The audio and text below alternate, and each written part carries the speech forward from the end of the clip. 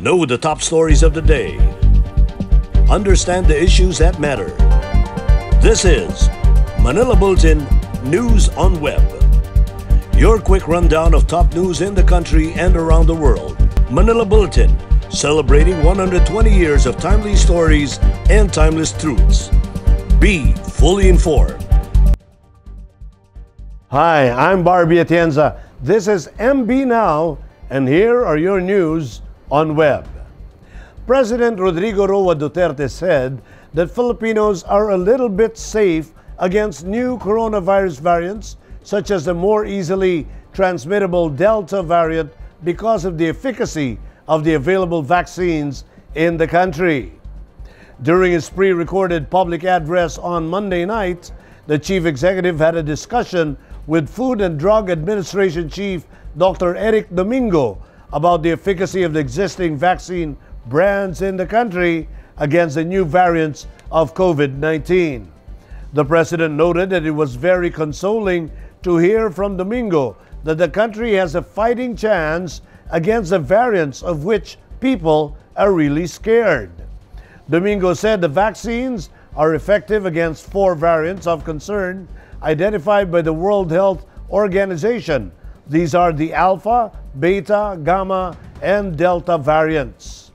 Most of the vaccines will have a 10% to 20% reduction rate on its efficacy, but the FDA chief maintained that even with a reduced efficacy rate, the vaccines will still be effective against severe COVID-19 symptoms and even hospitalization. The Philippines currently has China-made Sinovac, British drug makers AstraZeneca, and Moderna, Pfizer, and Janssen from the United States in its vaccine supply. The vaccination program against the coronavirus disease is expected to pick up its pace this week as more jabs start arriving. This was the assurance made by vaccine czar Carlito Galvez Jr. on Monday night after the delayed deliveries of the vaccines in the last week of June and early this month slowed down the vaccination program. At present, the government has administered 13 million doses of COVID-19 vaccines to the public, mostly health workers, seniors, people with comorbidity, and essential workers. So far, it has inoculated 9,669,940 first doses, or 8.8%, and 3,526,342 second doses, or 3.2%, since the vaccination program started last March. The delayed deliveries of Sinovac and Sputnik V vaccines from China and Russia in the past 2 weeks resulted in a stoppage of the vaccination program in some local government units, particularly in Metro Manila.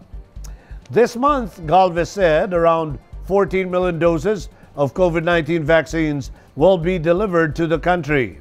These vaccines are composed of Sinovac, Sputnik V, AstraZeneca, Moderna, and the country's first ever shipment of single-dose vaccines from Johnson & Johnson.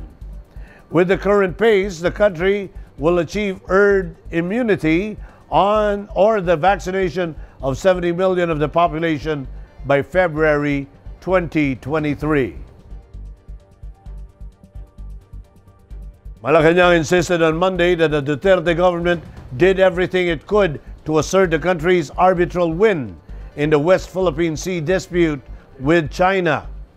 On the 5th anniversary of the landmark ruling in favor of the Philippines, presidential spokesman Harry Roque said President Duterte already raised the arbitral award before the United Nations General Assembly, insisting it has become part of international law.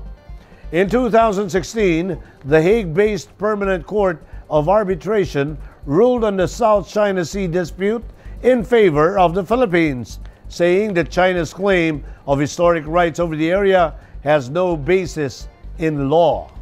China, however, has ignored the court ruling and continued its expansion over the territory.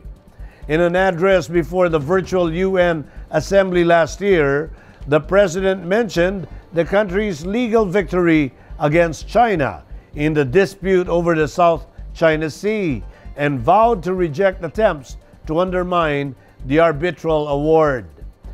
Duterte said the award was beyond compromise and beyond the reach of passing governments to dilute, diminish, or abandon.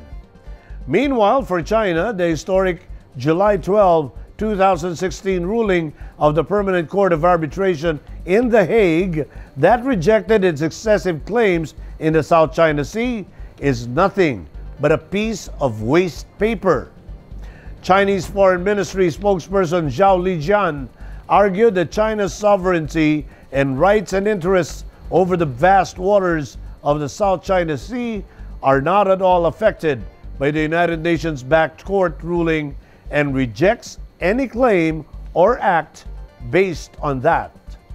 Zhao said Beijing has abandoned historical and legal basis upheld by the Chinese government, even as he labeled as extremely irresponsible the statement made by U.S. State Secretary Antony Blinken that China's expansive maritime rights in the South China Sea have no basis in international law.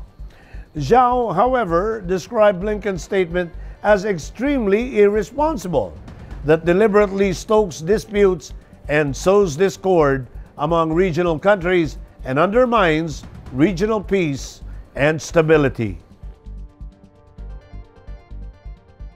Around 16.8% of Filipino families have reported having experienced involuntary hunger or hunger due to lack of food to eat at least once in the past 3 months, according to the Social Weather Station survey released on Monday, July 12.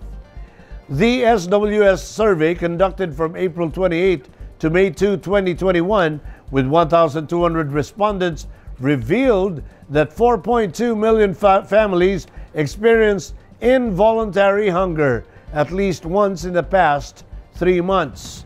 The latest hunger rate is 0.8 points higher than the 16%, or an estimated 4 million families in November 2020, and double the December 2019 pre-pandemic level of 8.8%, or an estimated 2.1 million families.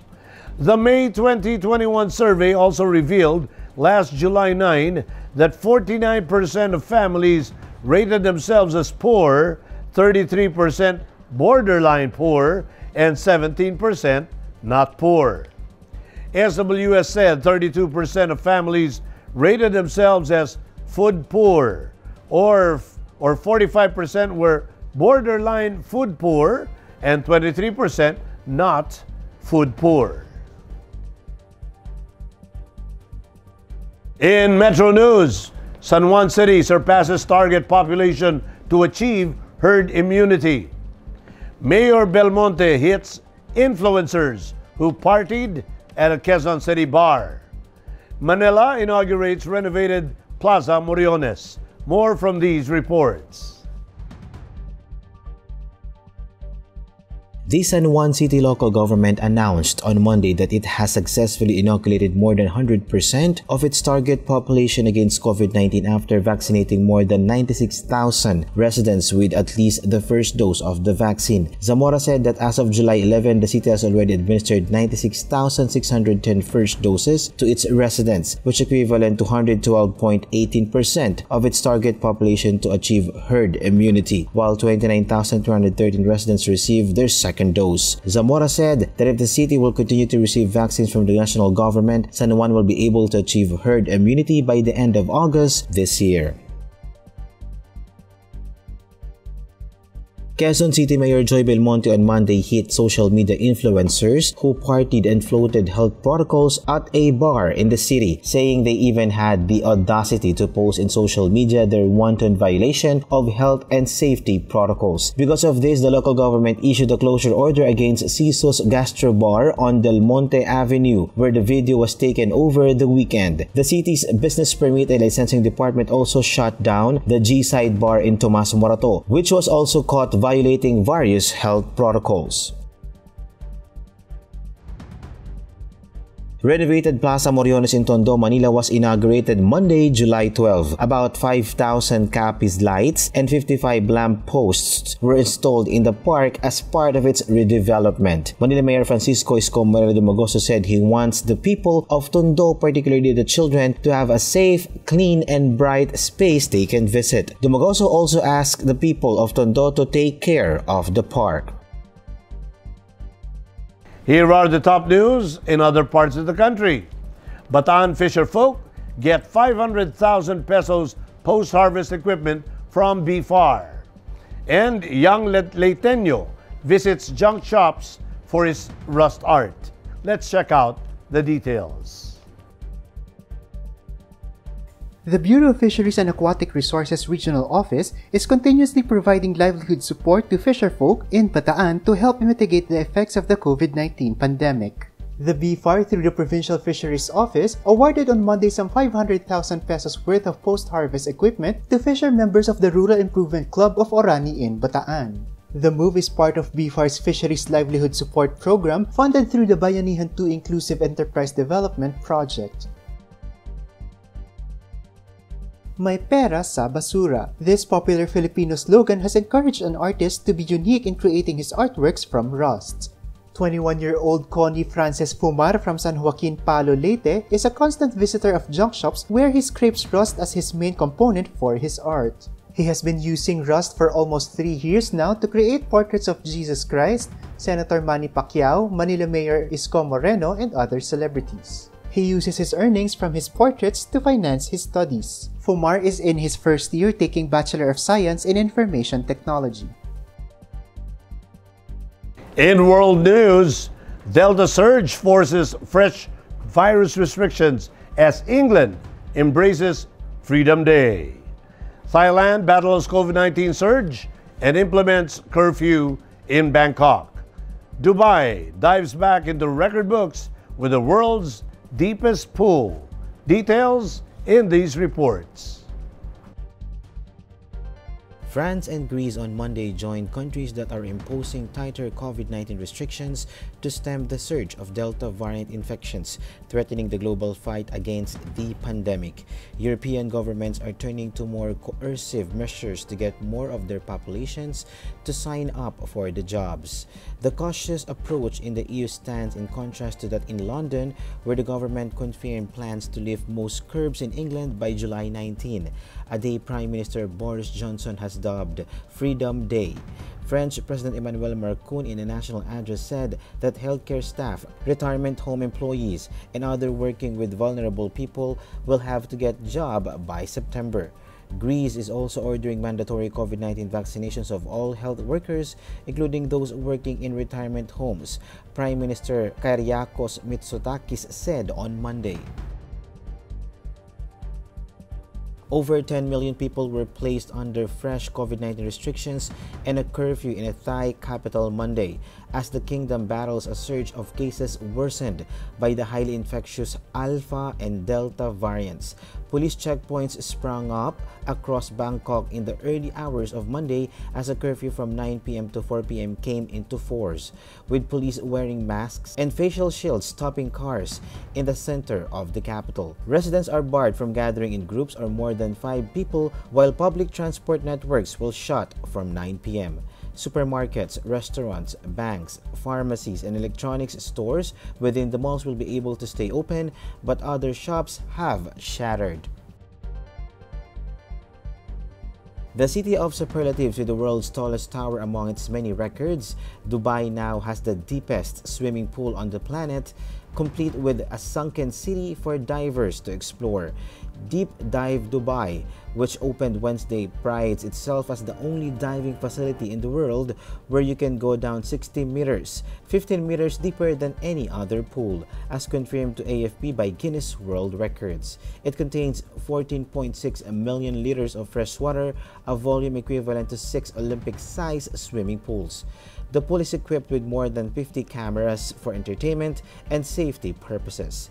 A 1-hour dive costs between $135 and $410, with Deep Dive vowing that it will be open to the general public soon. In entertainment, Permission granted. BTS's newest music video for their song Permission to Dance garnered millions of views in just 24 hours. Let's watch this report. K-pop superstars BTS's new music video Permission to Dance has garnered more than 72 million views in the first 24 hours of its release. According to YouTube, the Permission to Dance music video accumulated 72.3 million views in the first 24 hours since its release on July 9. It is now in 6th place on YouTube's top 10 all-time 24-hour music debuts list. The latest music video gives the BTS its 5th music video on YouTube's top 10 most viewed music videos in the first 24 hours of release. As of today, the Permission to Dance music video has about 125 million views. The music video gave more than just groovy and catchy tunes. The BTS also incorporated some sign language into their choreography. Fans on Twitter quickly pointed out and explained the signs they used. They have incorporated the signs for fun, dance, and peace. Fans, especially the hearing impaired, appreciated this gesture as BTS showed inclusivity and love for all their fans. In sports, Team Philippines headed to the Tokyo Olympics get an additional motivation to win the gold after avid sportsman and San Miguel Corporation big boss Ramon S pledges to give additional cash incentives to athletes who will win a medal. Details in this report. San Miguel Corporation big boss Ramon S sweetened the pot for Filipino athletes who will win medals at the Tokyo Olympics by pledging additional cash incentives. Filipino Olympic Committee President Bambol Tolentino disclosed that the avid sportsman is offering 10 million pesos for every gold medal, 5 million pesos for silver, and 2 million pesos for bronze as an added boost for the 19 Philippine athletes seeing action in the games slated to start on July 23. The development brings the total cash incentives of 30 million pesos for every gold medal, 15 million pesos for silver, and 6 million pesos for bronze. No Filipino athlete has won the Olympic gold yet, but Tolentino is confident that it is within reach. And those are the news on Web today, July 13, 2021. For more news and details, get your copy of the Manila Bulletin newspaper tomorrow, or you can log on to www.mb.com.ph. Or you may also subscribe to our newsletter through the link on this video's caption to have the day's latest news delivered to your inbox. I am Barbie Atienza for Manila Bulletin. Join us again tomorrow. This has been MB Now. Be fully informed.